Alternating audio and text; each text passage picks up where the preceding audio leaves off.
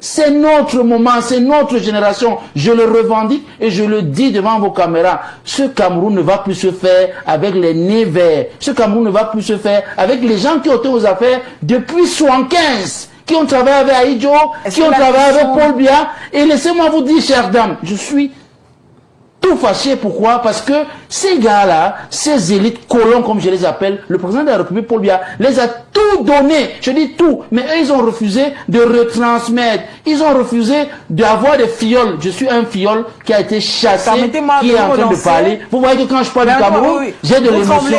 Donc je dis bien que ça fait très mal qu'ils ne veulent pas aller se reposer. Ils veulent encore prendre en otage notre pays. Pour 7 ans, on ne va pas accepter cela. Permettez-moi de vous relancer et ça vous permet de vous calmer, probablement de prendre un verre d'eau, si c'est... Alors, tout de même, il faut tirer les leçons du départ de Issa Tiroma Bakary du gouvernement. Mais écoutez, je suis estomaqué quand je vois les gens rire sur le plateau. Mais cela fait extrêmement grave. C'est grave. C'est une façon de parler. Mais les gens ont pris en otage au moins 3 générations. Mais ils veulent encore prendre des générations. Non, ce que j'ai envie de vous dire... Mais sauf qu'il y a des images, si c'est, s'il vous plaît, il y a des images qui peuvent laisser dubitatif. L'image de cette masse qui suit Issa Tiroma Bakary partout où il va, que ce soit dans l'extrême nord ou l'Adamawa. Est-ce que vous avez, ou alors dans le nord, est-ce que vous avez l'impression que le peuple à qui vous voulez prêcher, je veux dire quoi, la rupture avec Issa Tiroma? Non, attention. Vous faites route. Je ne suis pas en train de prêcher la rupture avec Issa Tiroma Bakary. Vous prêchez au peuple la rupture? La rupture avec tous les grabataires, avec tous les élites colons. Je vous les ai cités ici.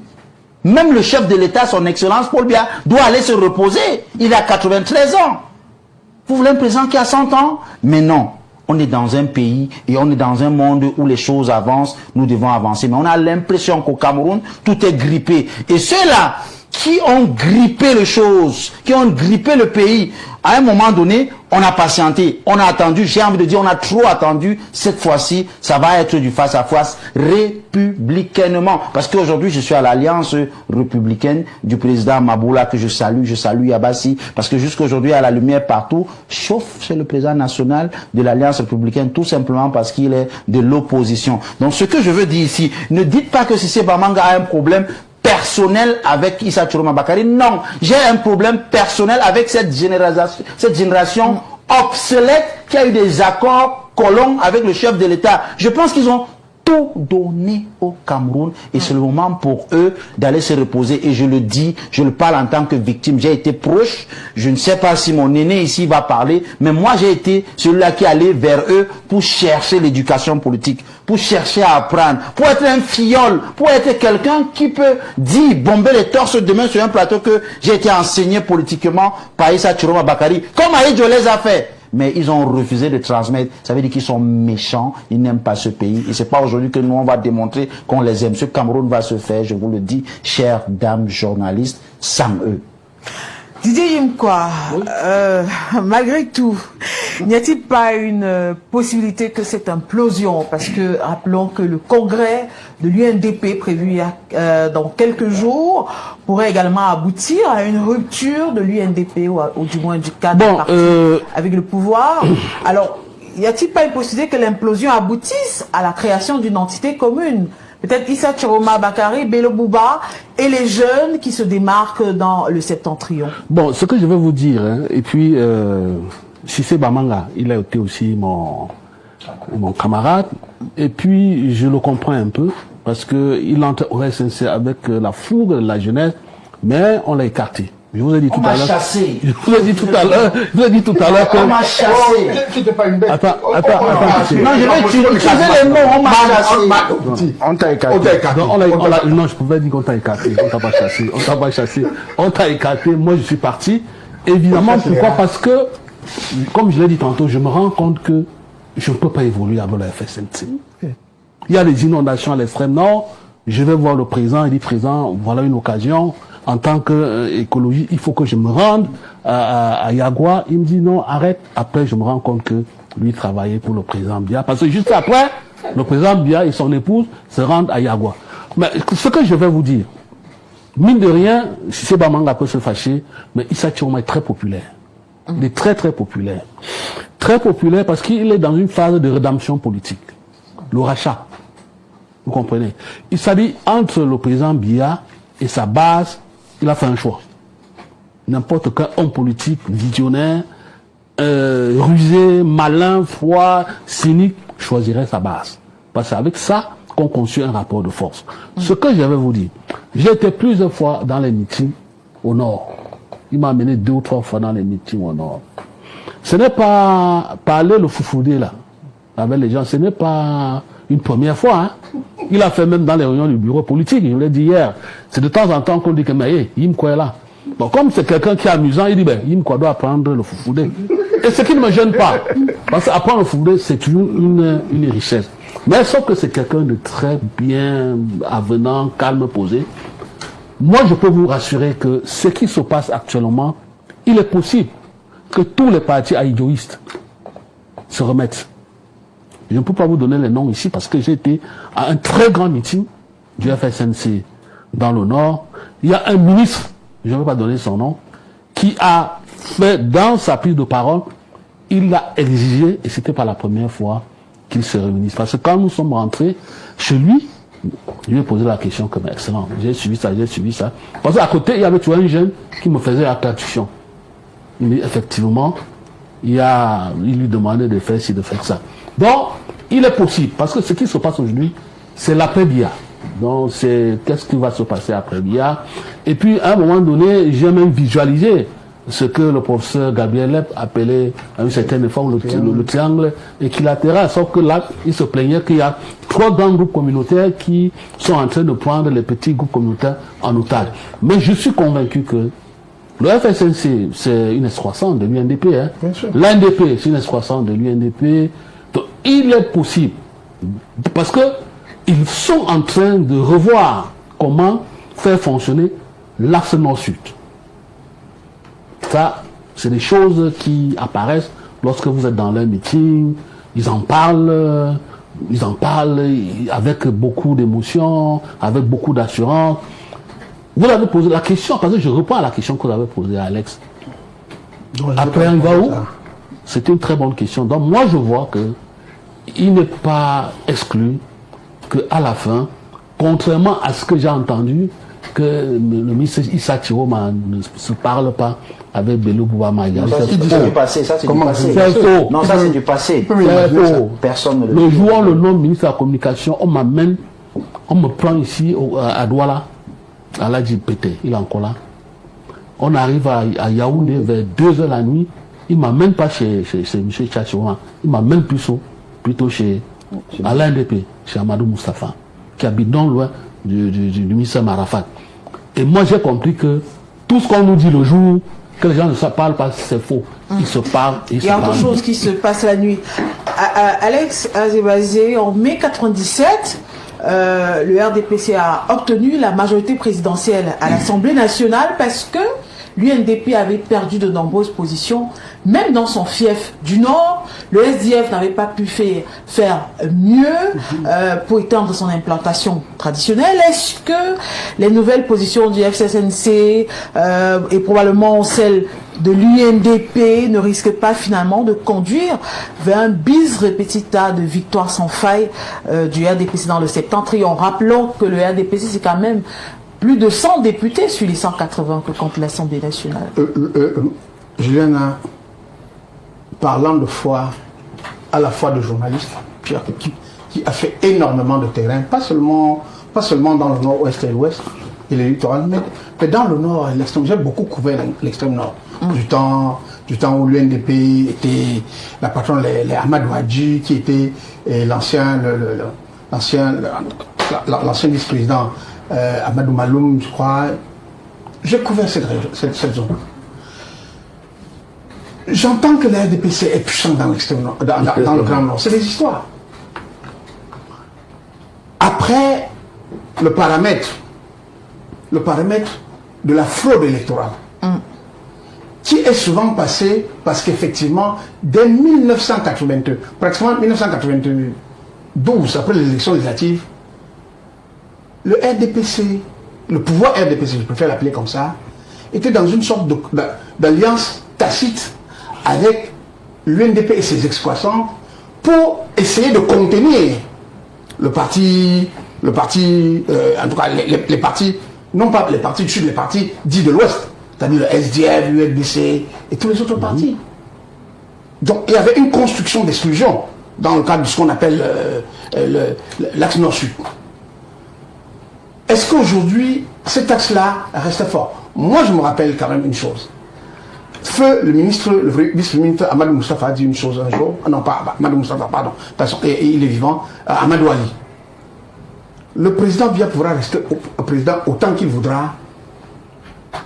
Et le Nord le votera tant qu'il sera candidat. Mais le jour où il n'est pas, en tout cas, le jour où il n'est pas là, où il n'est plus en capacité d'être président ou d'être candidat, le Nord choisira un candidat, se choisira un candidat. Je me permets de vous interrompre, Alex Gustave Azé-Bazé, s'il vous plaît.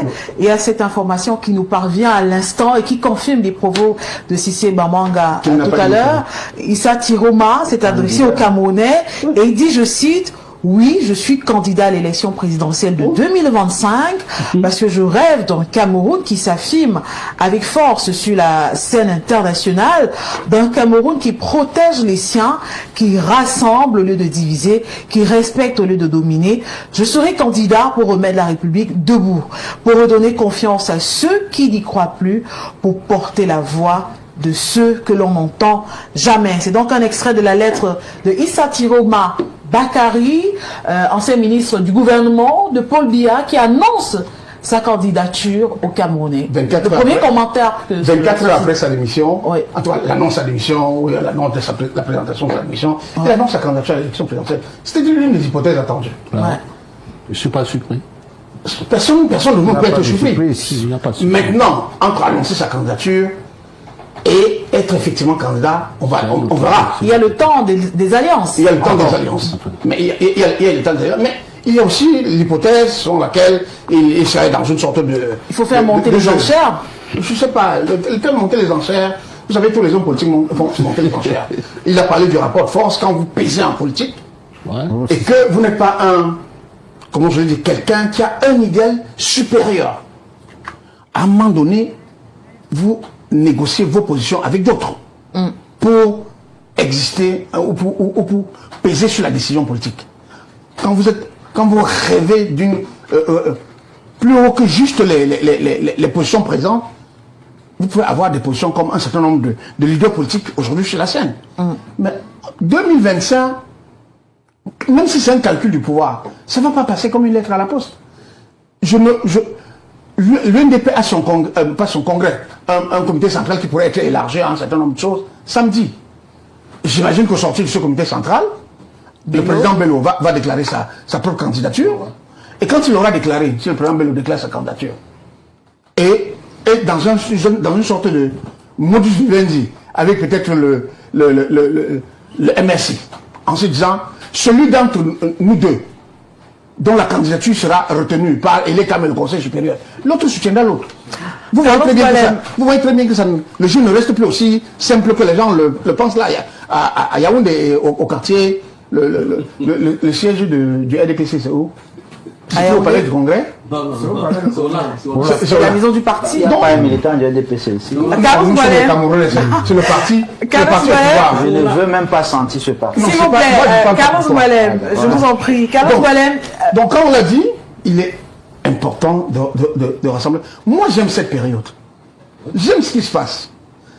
Même si Tiroma est monté, comme je l'entends depuis 2 semaines, 3, par le pouvoir, par le cabinet civil, pour faire ce qu'il fait là, rien ne se passe dans les montages comme prévu. Sauf à considérer que les autres acteurs là, tous ont les mêmes intérêts. Je te dis que je vous dis, samedi, il y a le comité central de l'UNDP. Je ne dis pas que c'est la science politique la plus importante. Après ça, il y a un ensemble de choses qui vont se jouer.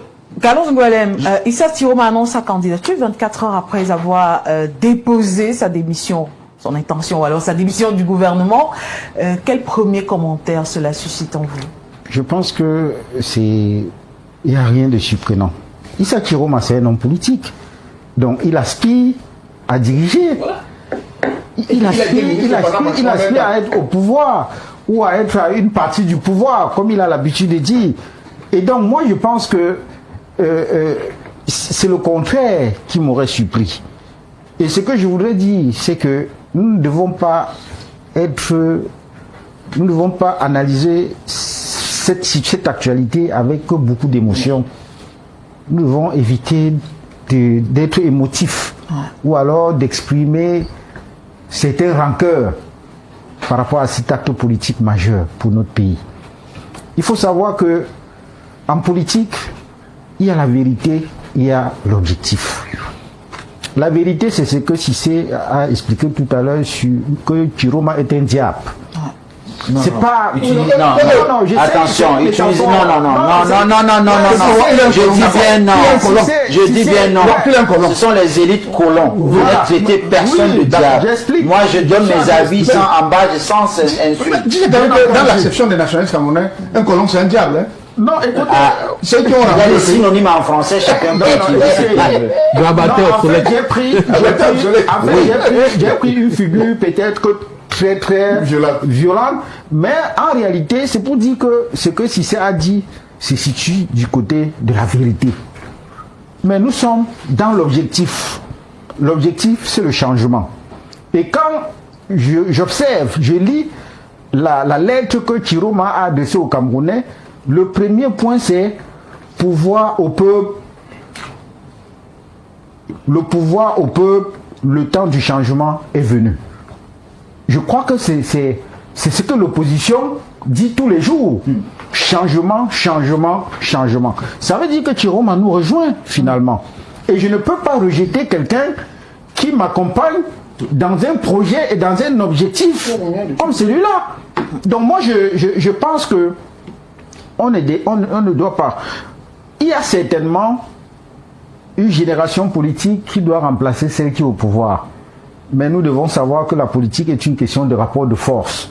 On juge un homme politique pas parce qu'il est trop beau ou bien parce qu'il est photogénique à la télé. On le juge parce qu'il a une base politique qui peut permettre de gagner les élections. J'ai vu l'avant-dernier meeting de Chiroma au Grand Nord, meeting au cours duquel il a refusé de prendre un engagement politique en faveur de Paul Biya. Il avait dit que je reviendrai vous donner le mot d'ordre. C'est ce qu'il avait dit avant de faire sa dernière rencontre, qui n'était pas un meeting, je crois que c'était une rencontre spontanée avec ses militants, où il a décrit M. Paul Biya comme étant responsable de leur misère. Et aujourd'hui, on assiste à sa démission. Donc il y a eu une séquence très claire qui montrait les signes annonciateur de la démission de Chiroma à venir. Et les calculs peuvent commencer. Et je crois qu'en tant qu'homme politique, il est encore trop tôt de spéculer sur ce qui va se passer. Ce qui est sûr est que Chiroma connaît le landerneau politique camerounais plus que nous tous sur ce plan. Il connaît depuis 92 jusqu'à aujourd'hui, il est là. Il connaît le terrain, il connaît les acteurs. Et il sait très bien ce qui va se passer. Chiroma sait aussi que nous sommes en fin de règne. Il est ministre démissionnaire. D'ici à octobre, je pense que les choses pourraient évoluer, on pourrait faire face à d'autres surprises. Je crois que M. Chiroma a des informations que nous n'avons pas et il discute avec un certain nombre de personnes. Ne croyez pas qu'un ministre en fonction peut prendre sur lui de démissionner comme ça là, gratuitement. Non, c'est pas vrai.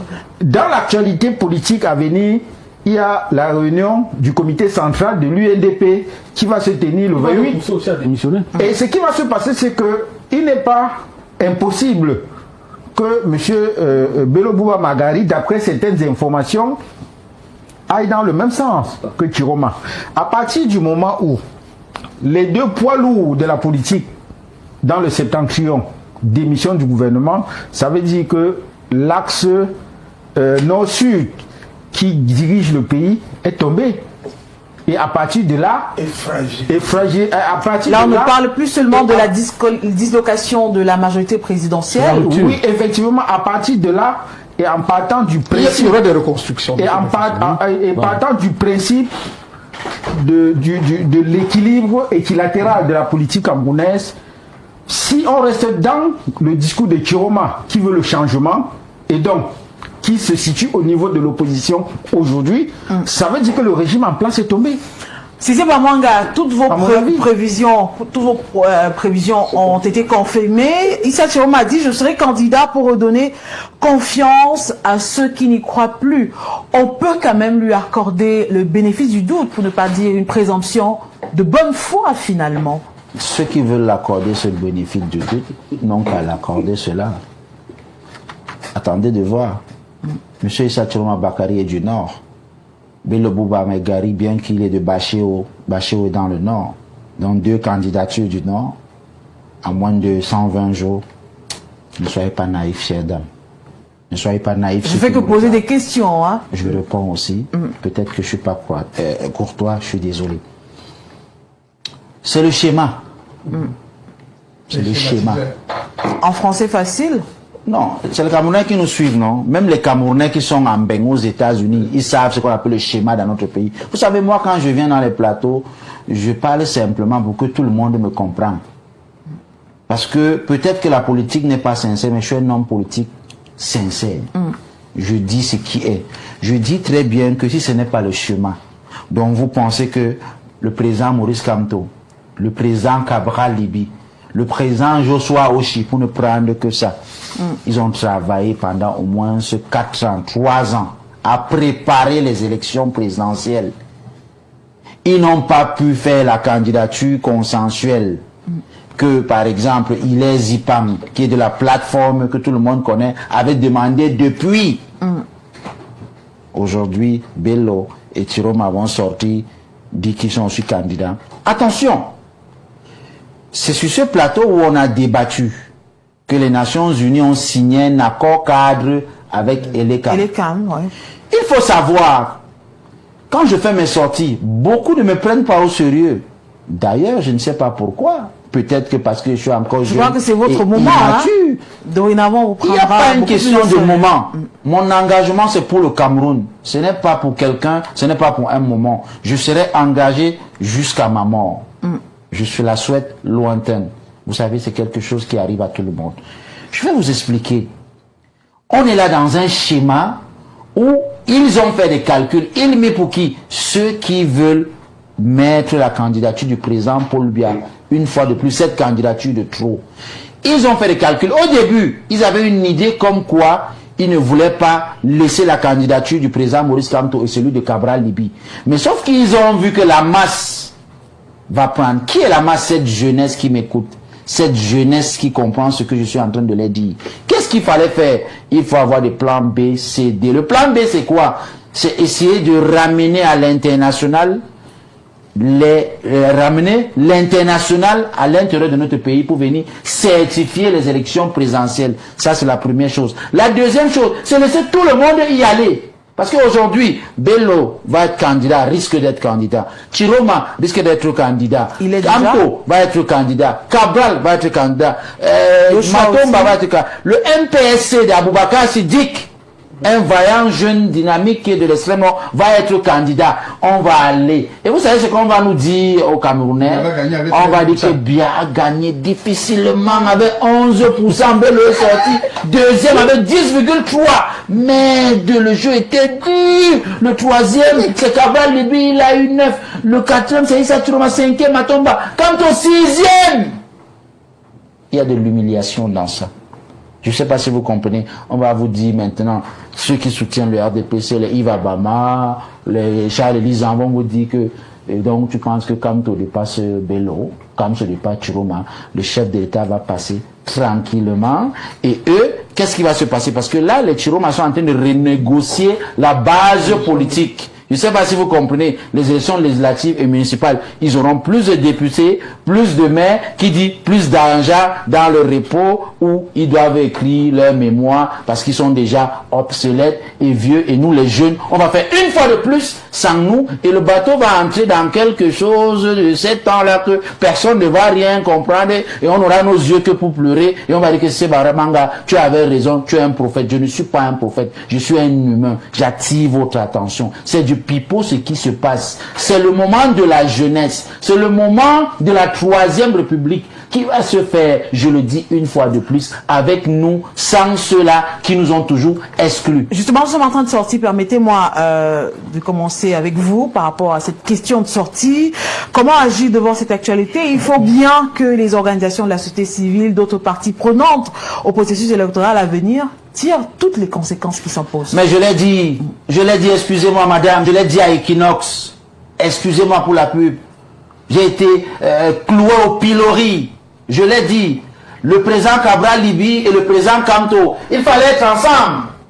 Il fallait être ensemble. Il fallait quelque chose qui unit. Vous parlez au passé, il y a encore quelques mois. C'est trop tard maintenant. Et je le dis encore, ceux qui pensent que Bello ou bien Chiroma va appeler à la dernière minute, parce que vous venez de dire quelque chose, qu'il est candidat, mais vous ne savez pas s'il va aller. Peut-être qu'il va dire que votez Kamto. C'est faux.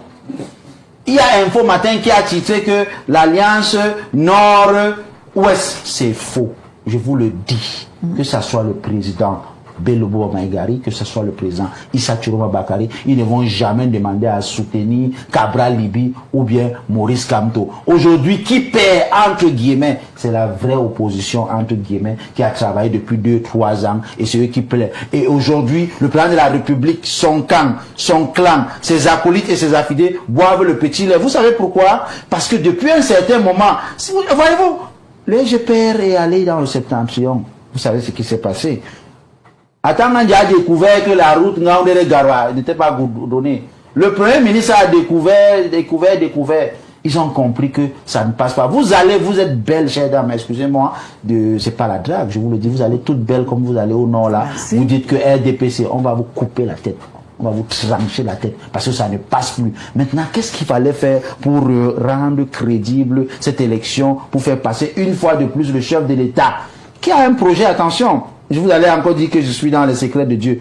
Cette candidature de trop va passer et on va redynamiser avec la jeunesse. J'appelle le chef de l'État pour lui dire que au Conseil économique, dans les 20, il n'y a que 3 qui vivent. Tout le reste sont morts. Nommez la jeunesse.